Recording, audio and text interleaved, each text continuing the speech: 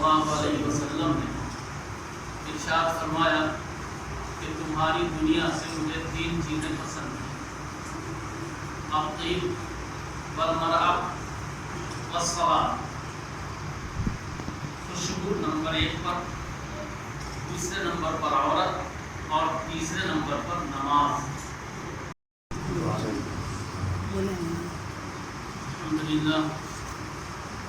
الحمدللہ رب العالمین والصلاة والسلام علی رسولہ الکریم وعلی آلہ واصحابہ واہل بیتہ اجمعین.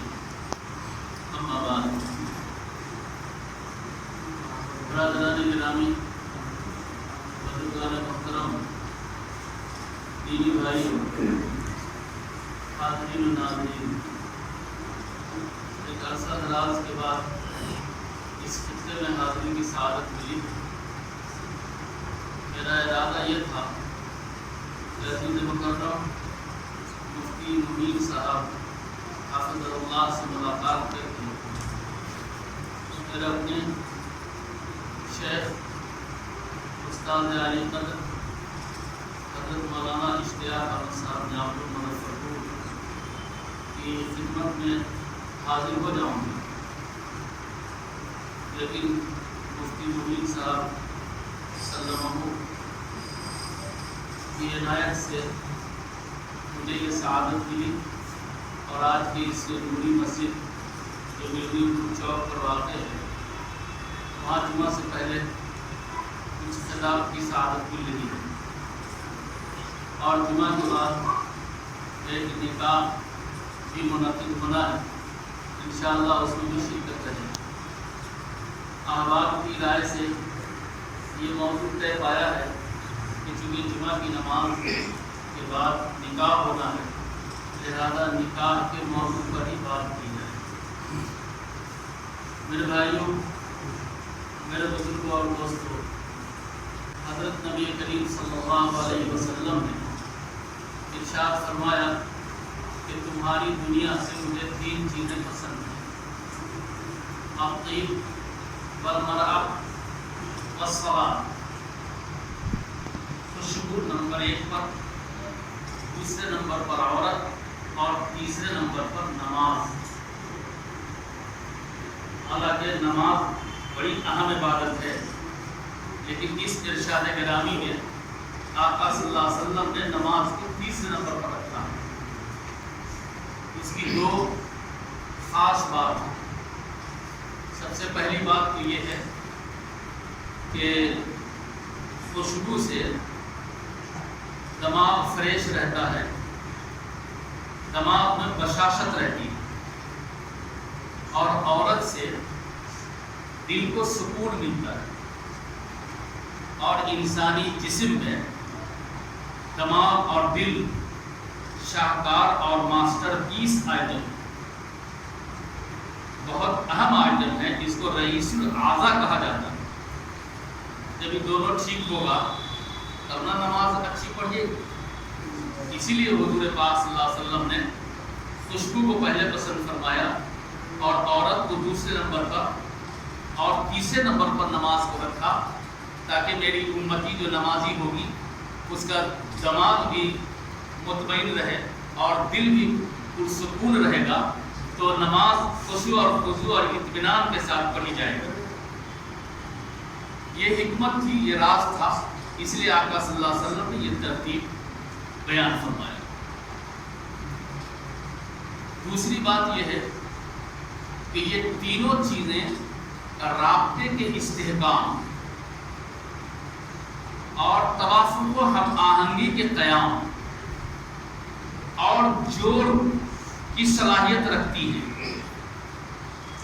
خوشبو سے بھی آدمی قریب ہوتا ہے، فاصلہ سمٹتا ہے اور آدمی نزدیک آتا ہے. اس کے مقابلے میں اگر کسی کے جسم و جان میں بدبو ہو تو انسان سے بھاگتا ہے اور دوری بنتی ہے. تو گویا خوشبو بھی رابطے کی چیز ہے، اور عورت بھی رابطے کی چیز ہے. عورت بھی رابطے کی چیز ہے. نکاح کے ذریعے سے جو عورت زندگی میں آتی ہے وہ رابطوں کا انبار دے جاتی ہے. جتنے بھی رشتے دنیا میں ہیں، جتنے بھی رشتے، چاہے وہ چچا کے ہوں، دادا کے ہوں، دادی کے، نانا نانی، خالہ پھوپھو، یہ ساری شاخیں ہیں اور مرکز تو نکاح ہے، اور یہ سارے رشتے نکاح کا فیضان ہے۔ جب ان رشتوں کی علیحدہ علیحدہ اہمیت ہے اور اس کی عظمت ہے اور اس کا تقدس ہے اور اس کے تقاضے ہیں، تو ظاہر بات ہے جو مرکز کی حیثیت رکھتا ہوگا اس کی کیا شان ہوگی اور اس کا کیا تقدس ہوگا اور اس کی کیا عظمت ہوگی۔ تو جتنے رشتے دنیا میں وجود میں آئے ہیں وہ سارے رشتے نکاح کے راستے سے آئے، نکاح کے ذریعے سے آئے ہیں۔ تو خود بھلا بتائیے کہ نکاح کتنا محترم اور کتنا مقدس ہے۔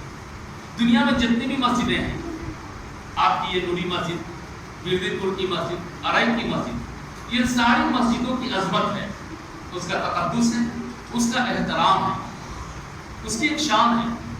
اور دنیا میں پھیلی ہوئی یہ ساری مسجدیں بناتے کعبہ ہے، کعبہ کی بیٹیاں ہیں۔ اب بھلا بتائیے جب ان مسجدوں کا اتنا احترام ہے اور اس کی ایسی عظمت ہے، اس کا تقدس ہے، تو پھر خانہ کعبہ کا کتنا احترام ہوگا اور اس کا کتنا تقدس ہوگا۔ تو جب رشتوں کا احترام، رشتوں کا تقدس ہے دنیا میں، تو جو رشتے نکاح سے پیدا ہوئے اور سارے رشتے نکاح سے آئے، اس نکاح کی کتنی عظمت ہوگی اور اس کی کتنی شان ہوگی اور اس کا کتنا اونچا مقام ہوگا۔ تو نکاح بھی رابطے کی چیز ہے، اور وہ بھی رابطہ صرف لڑکے کا نہیں، صرف لڑکی کا نہیں، بلکہ نکاح کے ذریعے سے دو خاندان رابطے میں آتا ہے، دو گاؤں رابطے میں آتا ہے، دو ضلع رابطے میں آتا ہے، دو علاقہ رابطے میں آتا ہے۔ یہ ایسا رابطے کی ایسی کڑی ہے، ایسی کڑی ہے کہ ہم بتا نہیں سکتے، بہت اونچی چیز۔ تو خوشبو بھی جوڑ کی چیز اور نکاح بھی جوڑ کی چیز۔ آپ تیسرے نمبر پر حضور نے فرمایا نماز، اور نماز بھی تو جوڑ ہی کی چیز ہے۔ فرمایا گیا جماعت سے نماز ادا کرو، جماعت سے نماز ادا کرو۔ تو جماعت سے نماز ادا کرنے کا کیا مطلب ہے؟ تاکہ ہمارے اور آپ کے صفوں میں ارتباط رہے، ہمارے اور آپ کے درمیان تعلقات رہے، ہمارے اور آپ کے دل جٹے ہوئے رہے۔ اس لیے نماز بھی جوڑ ہے۔ گویا کہ اس حدیث کے ذریعے سے آقا صلی اللہ علیہ وسلم نے ہم کو اور آپ کو جوڑ کا پیغام دیا ہے کہ ہم اور آپ جڑ کر رہیں، جوڑ کے رہیں، اپنی صفوں میں اختلاف اور انشقاق نہ پیدا کریں۔ جس طرح نکاح کے ذریعے سے دو گاؤں سے تعلق قائم ہوتا ہے، دو خاندان سے رابطہ قائم ہوتا ہے، نکاح ایک مقام، ایک مجلس کیا جاتا ہے، منعقد ہوتا ہے اور اس کے اثرات بہت دور تک پھیلتے ہیں۔ اسی طریقے سے طلاق ہے کہ اس کا رد عمل بھی بہت دور تک پھیلتا ہے۔ آدمی تو سوچتا ہے کہ ہم نے ایک عورت کو طلاق دیا ہے، لیکن وہ ایسا بم ہے کہ اس کے ذرات جب پڑتے ہیں تو سالے کا رشتہ، سالی کا رشتہ، ساڑو کا رشتہ، گاؤں کا رشتہ، سسرال کا رشتہ، سارے رشتے طلاق کے ذریعے سے ڈیمیج ہو جاتے ہیں، ختم ہو جاتے ہیں۔ آدمی تو یہ سمجھتا ہے کہ ہم نے ایک عورت کو طلاق دیا، نہیں، وہ اپنے طلاق کے بم کے ذریعے سے اس نے تمام رشتوں کو طلاق دے دی، تمام تعلقات کو طلاق دے دی۔ اس لیے طلاق ابغض المباحات، جس سے اللہ تعالیٰ کو انتہائی جلال آتا ہے اور غصہ آتا ہے۔ اور نکاح انتہائی رابطے کی چیز ہے جو پیغمبر کی پسند ہے، اللہ کی پسند ہے، فرشتوں کی پسند ہے۔ یہ نکاح مقدس ترین ہے۔ ہر عبادت کا تقدس الگ الگ ہے۔ ماں باپ محترم ہیں، ان کا تقدس ان کی خدمت ہے، ان کا ادب ہے۔ استاد محترم ہیں، ان کا تقدس ان کی خدمت ہے، ان کا ادب ہے۔ مسجد مقدس ہے، اس کا تقدس اس کی خدمت ہے، اس کا ادب ہے۔ اسی طریقے سے نکاح بھی مقدس عبادت ہے اور اس کا تقدس اس کی سادگی، اس کی سادگی۔ سادگی کے بغیر نکاح تو ہو جائے گا، لیکن نکاح کو جو تقدس ملنا چاہیے وہ نہیں ملتا۔ پھر حضرت نبی کریم صلی اللہ علیہ وسلم نے نوشہ اور نوشی کو تو خود مبارکبادی دی۔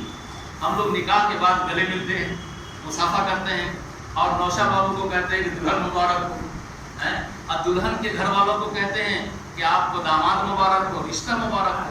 یہ مبارکبادی تو ہمارے اور آپ کی ہے، لیکن آقا مدنی جناب محمد رسول اللہ صلی اللہ علیہ وسلم نے قیامت تک آنے والے نوشہ اور نوشی کو مبارکبادی دی۔ لیکن وہ مبارکبادی کیسی ہے؟ حضور نے فرمایا ان اعظم النکاح برکہ، وہ نکاح سب سے زیادہ قابل مبارک ہے جس نکاح کو سادگی و سذاجت کے ساتھ انجام دیا گیا ہو۔ یعنی سادگی کے ساتھ انجام دیا گیا ہو. جو آدمی نکاح سادگی کے ساتھ انجام دے گا در حقیقت اس کا نکاح مقدس ہوگا اور اس کے نکاح کو تقدس حاصل ہوگا اور اس نوشا اور نوشی کو جناب محمد رسول اللہ صلی اللہ علیہ وسلم کی مبارکبادی نصیب ہوگی. مبارکبادی نصیب. پھر یہ نکاح انتہائی محترم بشان عبادت ہے. اسی لیے تو نکاح کے اندر خطبہ رکھا گیا ہے اور جتنی بھی مقدس عبادتیں اور محترم بشان عبادتیں اور اجتماعی عبادتیں ہیں ان عبادتوں میں شریعت اسلام نے خطبہ رکھا ہے. مثال کے طور پر ابھی جمعہ کی نماز ہو تو نماز سے پہلا خطبہ ہے کہ نہیں؟ کیوں؟ یہ ہفتے کی عید ہے اور اجتماعی عبادت ہے. اس میں فرض نماز سے اجتماعیت زیادہ بڑھ جاتی ہے. محلے کے لوگوں کو بھی کہا جاتا ہے کہ جامع مسجد میں جا کر کے جمعہ کی نماز ادا کریں. تو یہاں اجتماعیت بڑھتی ہے, یہاں بھی خطبہ رکھا گیا. حج بڑا مبارک اور بڑا مقدس عمل ہے اور بڑی عبادت ہے, تو وہاں بھی عرفات کے میدان میں خطبہ رکھا گیا. عید اور بقرعید سال کی عبادت ہے تو وہاں بھی خطبہ رکھا گیا. عید اور بقرعید میں بھی خطبہ دیا جاتا ہے. خطبہ گرچہ سنت ہے لیکن اس کا سننا واجب ہے. نکاح بھی ایسی اہم ترین عبادت ہے, ایسی اہم ترین عبادت ہے کہ اس نکاح میں بھی پہلے خطبہ رکھا گیا. اگر یہ اہم عبادت نہیں ہوتی تو اس کے اندر خطبہ نہیں پڑھا جاتا. آپ نے دیکھا ہوگا کہ کوئی نکاح ایسا نہیں ہے جو بغیر خطبہ کے انجام پاتا ہو. نکاح میں خطبہ کیا ہی جاتا. بیٹی داماد اگر ایک پلیٹ میں کھائے تو ماں باپ کا کلیجہ کتنا بڑا ہوتا ہے. یہ بیٹی داماد کو آپس میں اللہ نے بڑی محبت دی ہے. تو بڑے میاں بھی اتنے بڑے اور بڑے میاں کی جو وائف ہے وہ اور اس سے ڈبل ترپل ہو جاتی ہے. لیکن اگر بیٹا پتو اگر ایک ساتھ ایک پلیٹ میں کھانا کھائے تو کہا جائے گا تعویذ کا اثر ہے. گئی ہوئی تھی نैہر گئی ہوئی تھی, کوئی مولوی صاحب سے پھپوا کے چلی آئی, چینی پڑھوا کے چلی آئی. کیا انصاف, کیا انصاف ہے. یاد رکھیے, اچھی طرح یاد رکھیے, جو قوم جو سماج اپنے اختیار میں انصاف کو قائم نہیں کر سکتا ہے, اپنے اختیار میں اس سماج کو, اس قوم کو لوئر کورٹ سے لے کر کے سپریم کورٹ تک انصاف نہیں دے سکتا. ہماری بیٹی, ہمارے داماد اگر موٹر سائیکل پر دربھنگا کے مال کا چکر لگا دے, بڑی خوشی اور واہ کیا بات. اور بیٹا پتو اگر کسی دن ڈاکٹر کے یہاں دربھنگا چلا جائے, مت مار لیا ہے تو اب ہمارے کہنے میں کیا انصاف. بیٹی کے سر میں درد ہے اور آپ اس کا احساس کرنا چاہیے. بہو بھی تو کسی کی بیٹی ہے, اس کے سر میں درد ہے تو اس کو نقل اور عیاری اور مکاری پر محمول نہ کر کے نہیں کرنا چاہیے, اس کا دل نہیں چلنا چاہیے. سر اگر آپ کی بچی کے پاس ہے تو سر بہو کے پاس بھی ہے. درد اس کے سر میں ہے تو درد اس کے سر میں بھی ہو سکتا ہے, تکلیف اس کو بھی ہو سکتی ہے. تو جس طرح سے ہم بیٹی اور داماد کے لیے حوصلہ رکھتے ہیں, ارمان رکھتے ہیں, اے کاش کہ ہم حوصلہ اور ارمان اپنے بیٹا اور بہو کے لیے بھی رکھیں تو گھر میں جھگڑا ختم ہو جائے, گھر کا اختلاف اور گھر میں محبتوں کے ساتھ, قوتوں کے ساتھ, شفقتوں کے ساتھ, حقوق کی ادائیگی کے ساتھ جناب محمد رسول اللہ صلی اللہ علیہ وسلم کی تعلیمات و ہدایت کے ساتھ جینا سیکھیے تاکہ ہمارا گھر جنت نشان رہے.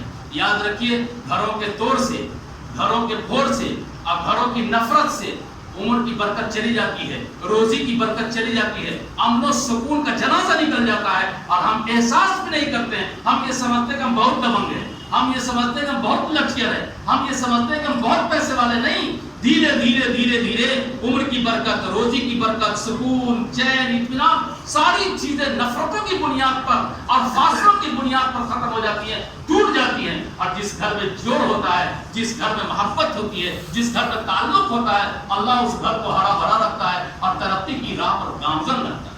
میں سمجھتا ہوں کہ جو باتیں میں نے آپ تک پہنچانے کی کوشش کی ہے اس کو آپ نے تہ دل سے سنا ہے اور توجہ کے ساتھ سنا ہے, اور اس میں اگر کوئی نفع کی بات آپ کے ہاتھ آ گئی ہو تو اس کو عملی زندگی میں لانے کی کوشش کریں گے انشاءاللہ. اگر عملی زندگی میں لانے کی کوشش کریں گے تو ہمارے اور آپ کا گھر, ہمارے اور آپ کا خانوادہ, ہمارے اور آپ کا خاندان, ہمارے اور آپ کا گاؤں گلے گلزار بنے گا. لیکن نفرت پیدا کریں گے تو بہت مشکل ہوگا. ہمارا اندازہ یہ ہے کہ آج گھر میں ٹائلس چمک رہا ہے, گرل چمک رہی ہے اور پینٹ بھی بہت اچھے لگائے جا رہے ہیں, پردے بھی بہت اچھے لگائے جا رہے ہیں, لیکن اندر میں نفرت کی جوڑیوں کی آگ ایسی لگی ہوئی ہے, گھر جہنم کا گڈھا بنا ہوا ہے. اے لوگوں گھر کو محبتوں سے سجاؤ, گھر کو الفتوں سے آراستہ کرو, گھر کو پیار و محبت سے سجا کر کے رکھو. گھر صرف پینٹ سے سجانے کی چیز نہیں ہے, اور صرف ڈیکوریشن کی چیز نہیں ہے, اور گھر صرف پردہ لگانے کی چیز نہیں ہے, بلکہ گھر میں تو الفت اور محبت کا گل کھلانے کی ضرورت ہے. اگر ہم اور آپ صبر سے, تحمل سے, حکمت سے اگر اپنے گھر کو جوڑ کے رکھا تو یقین جان لیجیے کہ دنیا ہی میں آپ کو جنت کی خوشبو ملے گی, جنت کا ماحول مل جائے گا, دنیا ہی میں مل جائے گا. گھر کو جوڑیے, گھر کے فاصلوں کو ختم کیجیے, آہستہ اور رشتہ داروں کو جوڑیے, خانوادہ کو جوڑیے, گاؤں کو جوڑیے. یہ نکاح جوڑ کی چیز ہے, یہ نکاح توڑ کی چیز نہیں. جو ابھی انشاءاللہ جمعہ کی نماز کے بعد منعقد ہوگا, اللہ تعالیٰ نوشا اور نوشی دونوں کے گھرانے کو خیر و برکت عطا فرمائے. تمام حاضرین ناظرین کے جملہ حاجات اور ضروریات کو اللہ پاک اپنی شان کریمی سے پوری فرمائے, اور ہم سب کے گھروں میں اللہ الفت محبت عطا فرمائے. نکاح کی عظمت, اس کے تقدس اور اس کی شان کو سمجھنے کی توفیق عطا فرمائے. ربنا تقبل منا انك انت السميع العليم بحرمة محمد ابو بکر و عمر و عثمان و علی و اصحاب اجمعین وبرحمتك یا ارحم الراحمین. واخر دعوانا الحمد للہ رب العالمین.